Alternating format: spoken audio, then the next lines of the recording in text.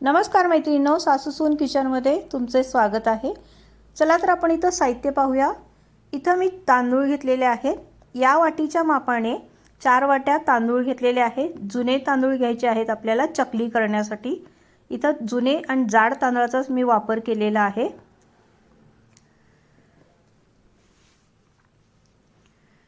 आता इथं 4 वाट्या तांदूळ घेतले आहेत। 1.5 वाटी हरभरा डाळ घेतलेली आहे। अर्धी वाटी डाळवं घेतलेलं आहे। मूग डाळ घेतलेली आहे पाऊण वाटी। उडीद डाळ घेतलेली आहे अर्धी वाटी। पोहे 1 वाटी घेतलेले आहेत। आपले हे जाडेच नेहमीचे जे आपण पोहे करतो तेच पोहे आहेत। शाबू घेतलेला आहे पाऊण वाटी आणि धणे घेतलेले आहेत पाव कप आणि जिरे घेतलेले आहेत पाव कपापेक्षा थोडेसे कमी जिरे घेतलेले आहेत। आता इथं पहिल्यांदा आपण हे बाकीचं सगळं साहित्य बाजूला ठेवायचं आणि डाळ, हरभरा डाळ आणि तांदूळ हे आपल्याला 2 पाण्याने स्वच्छ धुवून घ्यायचे आहेत अगोदर। या दोनच वस्तू मी धुवून घेणार आहे। बाकीच्या 2 आहेत त्या मी आत्ताच धुवून घेणार नाहीये। त्या मी फक्त ओल्या कपड्याने पुसून घेणार आहे। या बाकीच्या ज्या 2 डाळी आहेत मूग डाळ आणि उडीद डाळ। आता या 2 वस्तू आपण पहिल्यांदा 2 पाण्याने स्वच्छ धुवून घ्यायच्या आणि धुतल्यानंतर असं लगेच चाळणीवर पाणी निथळून काढायचं आहे। आपल्या त्यातलं पाणी बिलकुलही त्यामध्ये राहिलं नाही पाहिजे। एक 5-5 मिनिटं असं पाणी गळून द्यायचं आणि लगेचच कॉटनच्या एखाद्या कपड्यावर आपल्याला फॅन खाली हे 1.5 ते 2 तास तांदूळ आणि डाळ आपल्याला सुकवून घ्यायचे आहेत। उन्हात वगैरे बिलकुल ठेवायचे नाही, तर असं फॅन खालीच आपल्याला सुकवून घ्यायचे आहेत।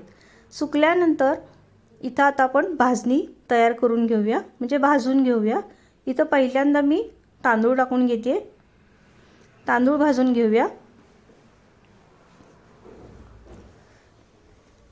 ही कढई मोठी आहे त्यामुळे मी सगळेच तांदूळ टाकलेले आहेत। जर तुमची कढई छोटी असेल तर 2 पॅचेसमध्ये जरी तांदूळ भाजून घेतले तरीही चालतील।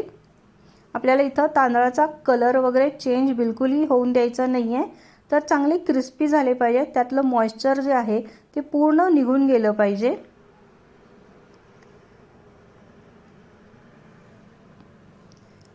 आणि तांदूळ भाजत आले की थोडंसं दाताखाली तांदूळ असं चावून बघायचा, असा तो कुरकुरीत लागला पाहिजे इतपत आपल्याला तांदूळ हा भाजून घ्यायचा आहे।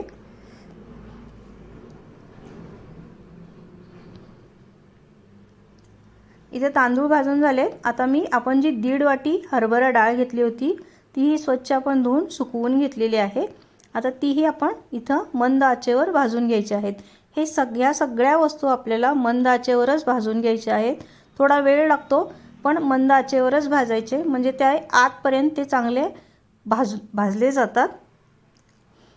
आता मी इथं मुगाची डाळ घेतलेली आहे। ही मी चांगल्या ओल्या कपड्याने त्याला पुसून घेतलेला आहे। आता तीही इथं आपण भाजून घेऊया।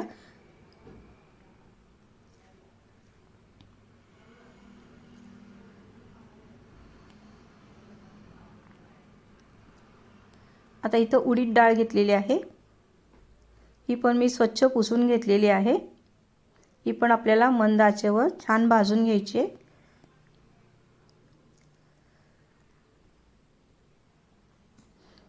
मैत्रिणींनो, अशी भाजणी तयार करून बघा, अगदी चांगल्या कुरकुरीत खुसखुशीत तुमच्या चकल्या होतील। आता इथं शाबूही घेतलाय, तोही आपल्याला 1 ते 2 मिनिटं भाजून घ्यायचा आहे। कुठल्याही पदार्थाचा यामध्ये कलर चेंज होऊन द्यायचा नाही आहे, खूप भाजायचं नाही आहे। आता इथं धणे आणि जिरेही आपण इथं भाजून घ्यायचे। गॅस मंदच ठेवायचा आहे, बारीक गॅसवरच आपल्याला हे सगळे साहित्य भाजून घ्यायचं आहे। आता ही माझी लोखंडाची कढई आहे त्यामुळे मी इथं गॅस बंद केला आहे आणि कढई भरपूर तापलेली आहे, त्यामुळे त्याच्यावरच मी आता हे पोहे जे आहेत हे भाजून घेणार आहे। पोहे भाजायला जास्त वेळ बिलकुलही लागत नाही, ते लगेचच कुरकुरीत होतात। आता ही कढई खूप तापलेली आहे त्यावरच मी हे पोहे चांगले परतून घेणार आहे। आता ही झाली आपली चकलीची भाजणी। आता ही सगळी मी अशी जशी भाजू तशी काढून घेतली होती आणि मी खाली कॉटनचा कपडा घातलेला आहे. तुम्ही डायरेक्ट एखाद्या प्लेटमध्ये किंवा परातीमध्ये काढू नका हे भाजलेलं साहित्य, कारण त्याला खाली पाणी ओलसर होतं, पाणी सुटतं. त्यामुळे खाली असं कॉटनचं कापड वगैरे घातलं की ते पाणी जे आहे ते शोषून घेतं. त्यामुळे खाली असं ज्यावेळी भाजणी आपण काढून घेतो भाजलेली, त्यावेळी खाली एखादा कॉटनचा कपडा टाकून त्याच्यावरच ही भाजणी ओतून घ्यायची आणि पूर्ण आता मिक्स करून पूर्ण थंड करून घ्यायची आहे आपल्याला ही भाजणी. आणि मगच आपल्याला ही गिरणीतून दळून आणायची आहे. अगदी बारीक दळून आणायचं आहे पीठ याचं. आता दुसरं आहे हे बेसनाचं आहे. मी इथं 1 किलो हरभरा डाळ घेतलेली आहे. 1 किलो बेसनाच्या लाडूसाठी इथं मी 1 किलोची डाळ घेतलेली आहे. ही पण आता आपल्याला मंद आचेवर ठेवून चांगली भाजून घ्यायची आहे. मंद आचेवरच चांगले खमंग वास येईपर्यंत डाळ भाजून घ्यायची. जेवढी तुम्ही आत्ता इथं डाळ भाजाल तेवढंच नंतर पीठ कमी वेळ लागतो भाजायला. म्हणून डाळच छान भाजून घ्यायची, म्हणजे पीठ भाजायला जास्त वेळ लागत नाही आपल्याला. मैत्रिणींनो, माझी आजची रेसिपी आवडली असेल तर लाईक, शेअर, सबस्क्राईब करायला विसरू नका.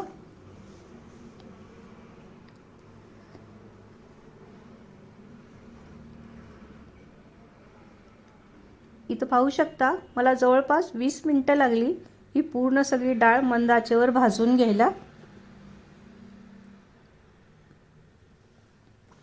आता ही हरभऱ्याची डाळ सुद्धा भाजून घेऊन आपण एका कपड्यामध्ये काढून घ्यायची आणि पूर्ण थंड करून घ्यायची आणि मगच ती चक्कीवरून दळून घेऊन यायची आपण.